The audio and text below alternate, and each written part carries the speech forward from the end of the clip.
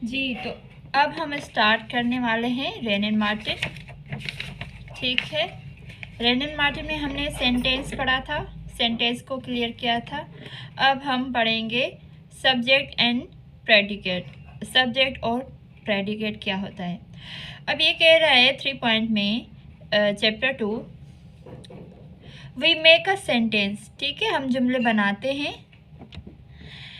We name some person or thing, say something about that person or thing.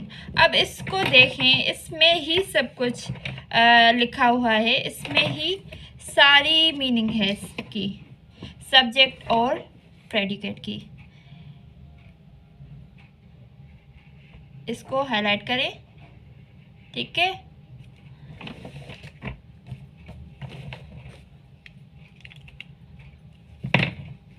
अब यहाँ पे आपने लिखना है अपनी फेयर कॉपी में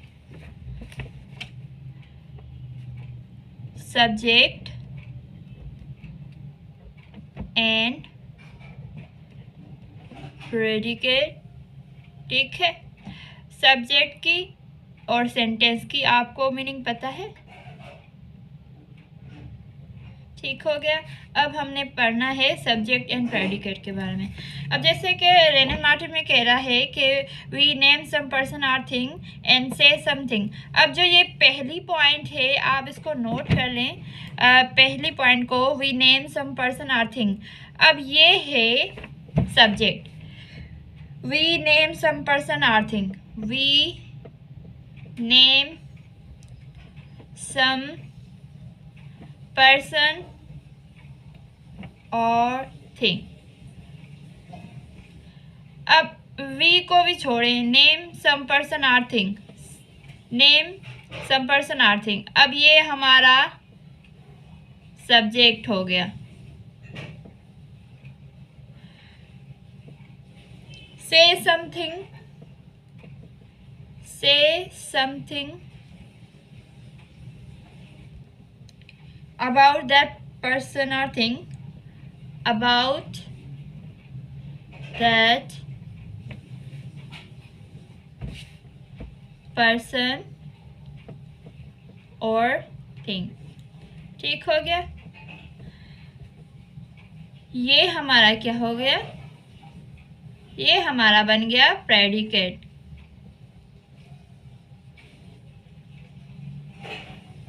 क्लियर, सब्जेक्ट एंड प्रेडिकेट आसान तरीके से।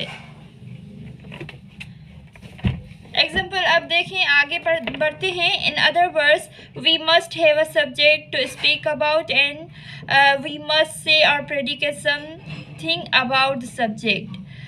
Hence every sentence has 2 parts. मतलब हर जुमले में 2 पार्ट्स होते हैं। कौन से?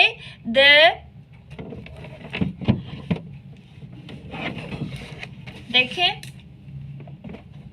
यहाँ पे बता रहा है the part which names the person और thing we are speaking about.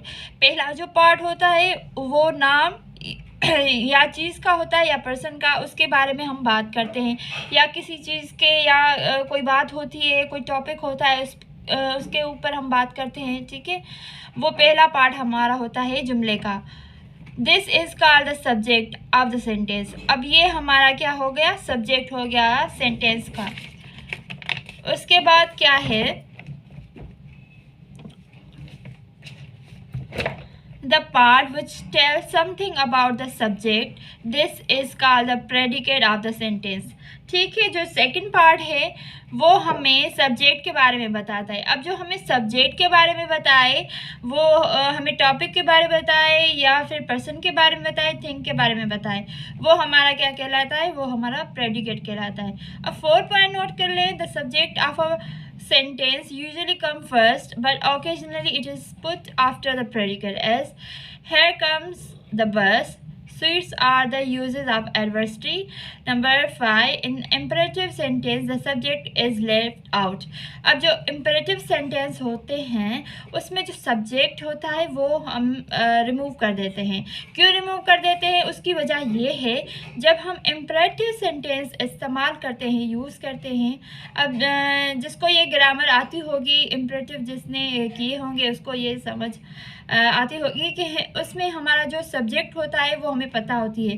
Always understood होता है. जैसे क्लास में हम कहते हैं बी क्वाइट, हम किसे कहते हैं? ज़ाहिरी बात है स्टूडेंट्स को ही कहते हैं. तो सिट डाउन भी स्टूडेंट्स के ही कहते हैं. किसे कहते हैं? स्टूडेंट्स को. You is understood. Thank him here to the subject you is understood. ठीक हो गया. अब इसके आगे एक्सरसाइज है, एक्सरसाइज इन ग्रामर. अब रेनिन मार्टिन की एक की भी होती है, आप वो भी लें. अगर नहीं है तो बुक भी अपने पास रखें. अब ऐसा करें कि ये साथ साथ आप एक्सरसाइज भी करते आएँ.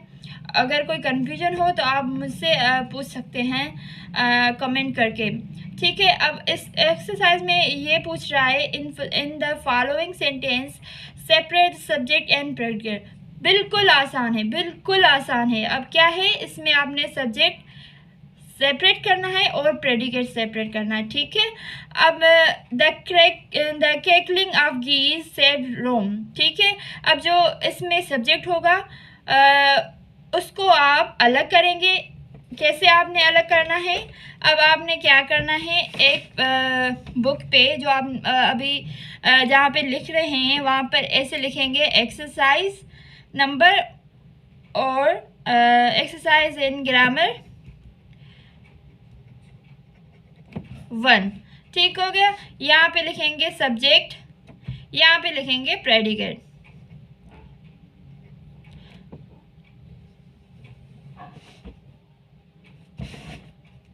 अब यहाँ पे लिखेंगे जो सेंटेंस है उसका नंबर. आपने कौन सा सॉल्व करना है एक्सरसाइज में? हमने पहला करना है. पहला कौन सा था? The cackling of geese saved. अब जो हमारा सब्जेक्ट है वो है द केकलिंग. किसके बारे में बात कर रहे हैं? गीज के बारे में. The cackling of geese. ठीक है. ये सब्जेक्ट हमारा क्लियर हो गया. अब हमारा प्रेडिकेट क्या है? सेव्ड रोम. अब जो बाकी हैं जुमले वो आपने इसी तरह अपनी कॉपी में सॉल्व करने हैं. फिर आपने पिक्चर लेके आप अपने कमेंट में अपलोड कर दें, मुझे दिखाएं. अगर कोई मुश्किल है तो आप मुझसे पूछ सकते हैं.